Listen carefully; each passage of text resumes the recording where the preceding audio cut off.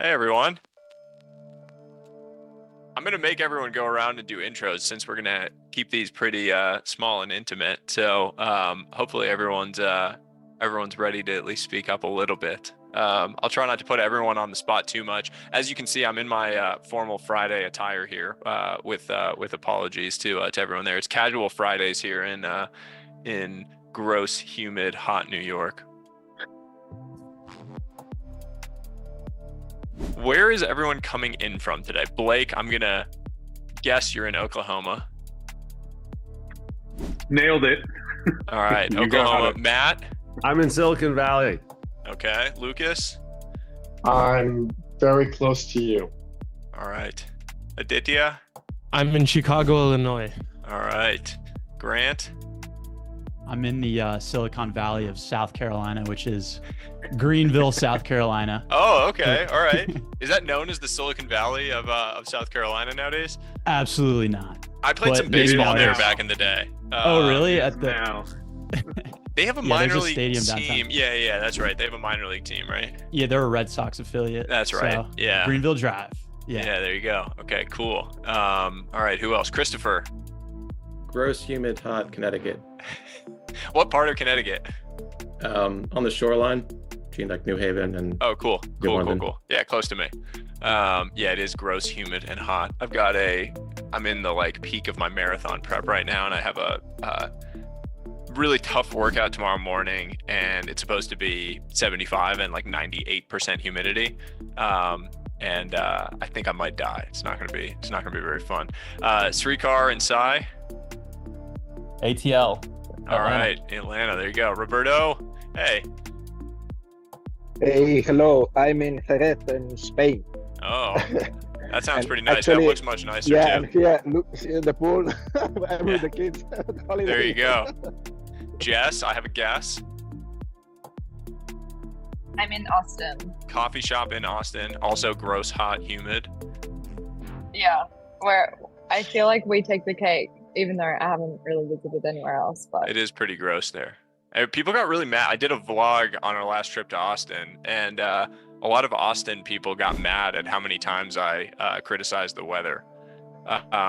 Although, like with all the tourists and people that have moved there over the last few years, I would have thought they would have thanked me for slowing down all of the people moving and just crushing the real estate markets there. Deepak, where are you coming in from? He's on mute. I'm from India, Where are you in India? South India, Chennai. All right, cool. Alexis. I think I'd take the cake for gross, hot, and humid. I'm in Houston. That definitely does take the cake. I was like, I wonder if she's home in Houston. Okay. Oh, got it. Yeah, that is up there this time of year for sure. Tops, good to see you again. Good to see you as well. I'm currently in the suburbs of Detroit, but I'm normally based in Philly. Okay. Tanish. Yeah, hello. I'm from India, Delhi. We meet. All right, good to see you. Sarthak. Yeah. Back in Austin, baby. Back in Austin. There we go. And then Lean, who is appearing as a cat, as I can see here. Not sure if you're on or off, but where are you coming in from? from Boston, Maine. It's nice and foggy today. Oh, okay, there you go. All right. Well, thank you everyone for joining. We've got a pretty global turnout at noon on a Friday on the East Coast, so we're covering a whole lot of time zones here, which is pretty fun. I'll just kick off by just saying, first off, thank you to everyone for joining, for supporting the book in the earliest days with your pre-orders and purchases. The announcement was an incredible success, and I'm just super excited for everyone here to have the opportunity to read it and engage with it, and to see how you kind of interact with it and the questions that it leads you to confront and discuss with all of your loved ones and the people around you. And I couldn't be more excited to have it out in the world after all these years working on it. So thank you so much for the early support. The goal with this, and with any future sessions we do like this, is to have them be really intimate and really open and kind of unique and vulnerable. So we've kept them intentionally really small, split them up.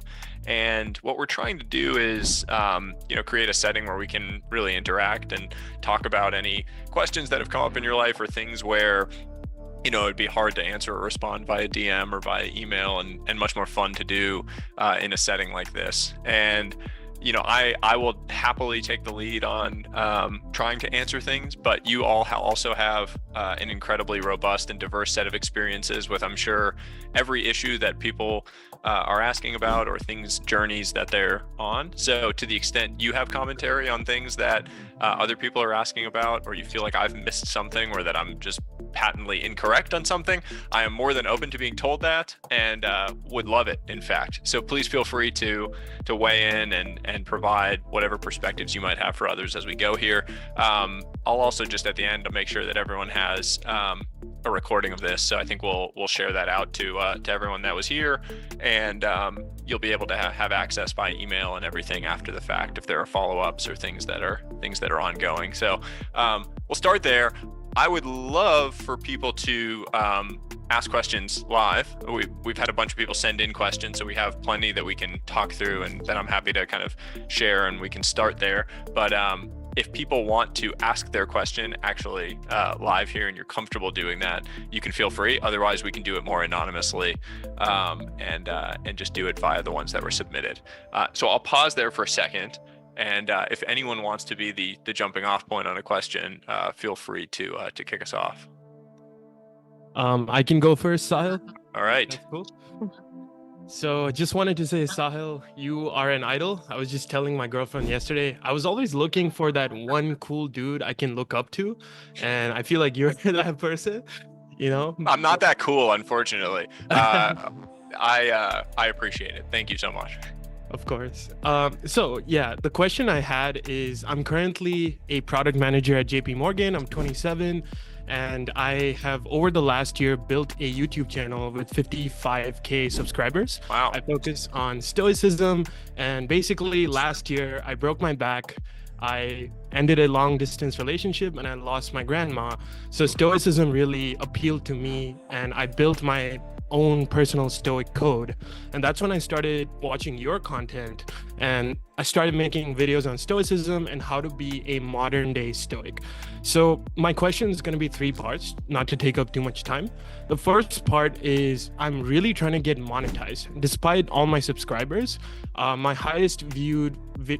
video with highest views is 29K, but I am still on my path to getting my watch hours up. So what would you recommend for that? I do want to self-publish a book on modern day stoicism for our generation, like people who are a little bit younger. Ryan Holiday is kind of the god, right? But what would you recommend trying to self-publish? I've tried KDP, I've tried talking to publishers. So what is your pathway for that? And the last question is how to become a public speaker. So those are my 3 questions. Yeah, it's great. Well, first off, congratulations. That's no small feat. I mean, you're killing me at whatever we're trying to figure out how to do YouTube and do long form video. So I have a ton of respect for that. On your first question, I think there's a lot of power. I mean, when I first started doing YouTube, and again, I cannot claim to be an expert at this by any stretch of the imagination, but one of the things that I think is really powerful is just this general idea of like zagging when everyone else is zigging, or playing chess when everyone else is playing checkers. And I think with content that definitely is the case, where everyone is going to be doing one thing at one point in time. There's going to be like a thing that is just the standard, and in order to actually achieve alpha or like upside beyond what the norm is, you have to do something different. And the next Ryan Holiday is not going to look like Ryan Holiday. The next whoever, Mr. Beast is not going to look anything like Mr. Beast, because you're not going to be able to achieve those same outsized rewards by doing the same thing. I tend to think that with YouTube a lot right now. I think that like the early days of YouTube were this like really authentic kind of raw, daily, like less edited, unfiltered style. Then it became this like Mr. Beastification of YouTube and these crazy edited stunt type videos with the like audacious claims and whatnot. I have a perspective personally that, a more like high cadence, lower filter, raw, maybe even slightly shorter versions, like something that you can do more daily is kind of an interesting and differentiated approach. That's not guaranteed to be successful, obviously, but I like when I hear you talk about the type of content you're putting out. What I think is really interesting, and what I think Ryan Holiday did best actually was the whole idea of the daily stoic. And you could do your own kind of modern take on that, where you're like, how am I engaging with a stoic idea every day? So rather than doing these, you can still do the big sweeping videos that are kind of like longer form breakdowns on bigger concepts and more edited and more cinematic. But you could also document on a daily basis how you are kind of leveraging stoicism to impact your life. Like, here's a challenge that I faced today, and here's me just talking in raw form about how I leverage these principles that I'm living by, and it positively impacted my life. I would watch that kind of thing because I find journey to be the most interesting type of content when you feel like you're kind of sitting with someone as they're making progress in their life and in their world. It's also just from a pure volume perspective. If you're trying to get watch hours up to get to monetization, it's a pretty easy way to just drive that up over a period of time. And what I found when I started was I did this daily cold wisdom series. Some of you may have seen it. I just turned on a camera and filmed myself in a cold plunge for 3 to 5 minutes every morning for, I don't know, 150 days or something like that. And the watch total, the view totals were pretty low on them on any given video. But it was the same people coming back and watching every single one, and people were watching the whole thing. It wasn't, the actual view duration was really, really long relative to the video length. And so I think there's something to that. Just being willing to dive in and commit to hey, I'm going to do 30 straight days of a daily, your version of a daily stoic type video, that could be really cool. So that's my first response. Remind me your second question, because now I've forgotten it already. Of course, and that's super helpful. It's self-publishing. How do I go about doing that? Do I talk to trad publishers? Do you think it's too early in the process? Do I do KDP? So for anyone that's ever interested in writing a book, I should do a proper video breaking down the whole process of this, by the way, because it's a really confusing black box world of how the entire book publishing industry works. The downsides of traditional publishing, speed, it's super slow. I start working on it 2 years ago. I finished the book a few months ago, and it won't come out until February because they need to do the print and the process and sales, and it's just super, super long, slow process. The upside is if you're trying to hit any of the bestseller lists, they basically have a cabal over those, where if you're traditional publishing, you cannot hit those lists. And it's so bad that Alex Hormozy sold 100,000 books in his launch of his last book. Not a big New York Times bestseller, right? Ridiculous. It doesn't make any sense, but it wasn't. And it's because he self-published it. So those are the main trade-offs to think about. I personally think that if you are so just compelled by the idea that you want to have this out in the world and it's meaningful to you to have it out, going down a self-published route, it's so simple now. You can do it Amazon frankly has a lot of the tools that just enable you to do all the printing and can kind of create a book and have it out in the world, that you can do kind of V1 self-published and then have V2. If it starts to gain traction, you can go to a traditional publisher and show them what it looked like, and then you can go and do a nicer version of it in that way. I think that traditional publishing, the main reason I would go down that path if I were you would be if you were hoping that the advance could give you a path to leaving your current job. Right. I don't think you're there yet, probably, but you're not that far off. If you 5x your audience over the next year, you could probably go command a reasonable advance. Got you. And the advance is an advance against royalty, so it's kind of your downside, the lowest amount that you'll make off of the book. And that can be meaningful. It can be meaningful money that the publishers pay for these things. So something to think about. There's all these options now, like Scribe Media and a bunch of companies that sort of do a bespoke process for you. But I think if you already have the ideas, if you're going to write it, there's so many tools out there now that make it easy on the self-publishing path. For sure. And then your last question. public speaking. I think Oh, yeah. I would love to jump into that. I think modern day stoicism for our generation is a niche that I would love to jump into. What would you recommend baby steps? For that? I think it's a muscle. I consider myself like a very nervous public speaker. Originally, I used to get like really nervous speaking in front of crowds. The earliest podcasts I did, I was really bad and very nervous. Now I've, built the muscle over a long period of time and just by getting reps. I think like doing it in sort of low stakes situations first is probably the best path where you can build the muscle and feel like if you fail, so what? It doesn't really matter, and sort of move on. I wrote a piece or I did a video, I forget when, about some of my like rules around public speaking or some of the things that have kind of helped me a lot. The couple that I would mention that really help, one would be focusing on building like Lego blocks for different speeches you're going to give. So the idea is rather than memorizing a speech from front to back, have kind of Lego blocks, like pieces of a speech that you can kind of piece together any which way that you want. And I think of that with like bite-sized ideas or little stories that I like to tell, where I can then go and hit those in any order at any point in time. So if people are asking me different questions or bringing up different things, or if the speech calls for different things, I can just repiece those together.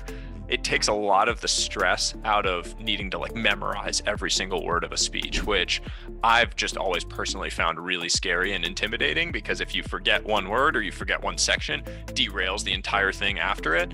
Versus if you have Lego blocks and you kind of stumble over one, you just skip it and you grab a different Lego block and come back into it. But public speaking is really like anything else. It's just, it's practice, it's reps. And I think podcasts are probably a good like low touch way to do it. I think collaborating with other video creators to do some sort of like live things. I found that like the reason I did a lot of the daily YouTube thing was I sort of viewed that as like building the muscle around video. And it's sort of a similar thing. Like I want to be able to articulate ideas in real time. Doing it in a cold plunge was unintentionally a way to like create stress while you're doing it, right? Like trying to talk clearly when you're freezing cold is not dissimilar to trying to talk clearly in front of a huge crowd when you're really nervous. Your heart rate gets elevated, you start feeling your breath kind of pulling away, and you need to be able to center yourself and speak. So all of those things are a little bit of training.